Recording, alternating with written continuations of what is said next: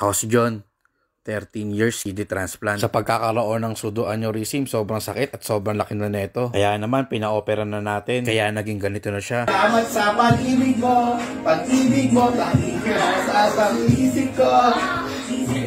Ngayong araw, samahan nyo kami dito sa UST Hospital. Ngayon kasi yung follow-up check-up ko sa thoracic cardiovascular. Sa pong araw na pala, simula na operahan ako. Ngayon na rin kasi hugutin yung granada sa braso ko. Sa mga nagtataka, ano yung granada? Ito pala yun. Ito yung nakakabit sa braso ko na kailangan na talagang tanggalin. 9 AM pala yung appointment namin sa doktor. Siyempre, kasama ko dito yung mga bata at si mami. Alam nyo na, walang mag-iiwan sa bahay kaya lagi namin silang kasama. At sila na rin yung nagiging motivation ko. Sila palagi yung nagiging reminders ko na kailangan ko talagang magpakatatag para sa kanila. Na kailangan ko maging malakas para makasama ko sila palagi. Kaya lahat ginagawa ko para sa kanila. Kahit mababa ang pain tolerance ko sa mga injection, bale wala lahat sa akin yun. Sa mga nangyari sa akin, sobrang basic na yun. Anyway, hinihintay na namin yung doktor dito. Napaaga lang kami ng konti kaya tambay muna kami. Dito pala to sa doctor's clinic ng UST Hospital. Habang naghihintay kami, naglalaro muna yung mga bata. Ito na pala yung buong tahe. At yung naka-blurred, ayun yung huhugutin nila. Hindi ko na po pinakita. At pasintabi na rin po sa mga kumakain. Yan, habang chine-check up ako, naglalaro yung mga bata sa loob. Kaya naman, sobrang sorry ko sa doktor. Ginawang playground yung clinic niya. Finally, nahugot na rin. Hindi ko na pala vinidyoan kasi bawal. Tapos yung nasa loob, hindi rin pinakita sa akin. Kasi may tendency daw na matakot ako. Sobrang bilis ng pangyayari. Pero yung hinila, sobrang sakit. Napapikit ako sa sobrang sakit. Feeling ko, pagkahila, may sumirit na dugo. Pero wala naman pala. Yung feeling nakakala ko, sumama na yung ugat ko. Basta ganun kasakit. Pero okay lang, at least tapos na yung problema namin. Hindi na pala nilagyan ng bandage. Tapos sabi sa akin, galaw-galawin ko daw. Eh nga pala yung tahi ng doktor. Marami nagsasabi, ang ganda raw ng pagkakatahi. Sumasang-ayon naman kami ng misis ko kasi talagang maganda yung pagkakagawa niya. Sobrang galing ng doktor na gumawa nito. Kaya sobrang saya ko sa gumawa ng pseudoaneurysm ko. Siguro kung di namin pinagawa sa kanya to, baka umabot pa kami ng ilang buwan. At baka may tendency na sumabog na sa loob. Which is mas malaking problema pa yun. Kaya naman sobrang thankful ako. At least natapos na yung problema ko sa kamay. Mga ilang araw, pwede ko lang tanggalin yung nakadikit dyan. Pero bawal paggamitin pang buhat yan. Kailangan lang galaw-galawin talaga. Anyway, after check-up namin, umuwi na agad kami. Syempre, tuwang-tuwa na naman yung mga bata. Alam kasi nila, may pupuntahan pa kaming isa. Pupunta pala kaming mall para pagupitan si Pio. O siya, bago matapos tong video na to, syempre, sasabihin ulit ako sa inyo. Sobrang galing talaga ni Lord. Imagine, from NKTI Hospital, napunta ako sa UST Hospital. Nabuong akala ko sa NKTI ako maoperahan, yung pala hindi. At dito ako nadala sa UST. Kasi baka tumagal, baka may mangyari pa sa akin masama. O baka mga emergency pa ako pa nagkataon. Ang moral lesson dito, huwag natin questionin yung sarili natin kung bakit nangyayari sa atin itong lahat. Dahil lahat ng to may plano si Lord. Hayaan natin si Lord mag-decide ang buhay natin. Dahil never niya tayong pababayaan. Si Lord na ang bahala sa atin. At syempre, bilang tao, kailangan natin siyang tulungan. Simple naman ang gusto niyang tulong. Yun yung tulungan natin yung sarili natin. Ako nga pala si John.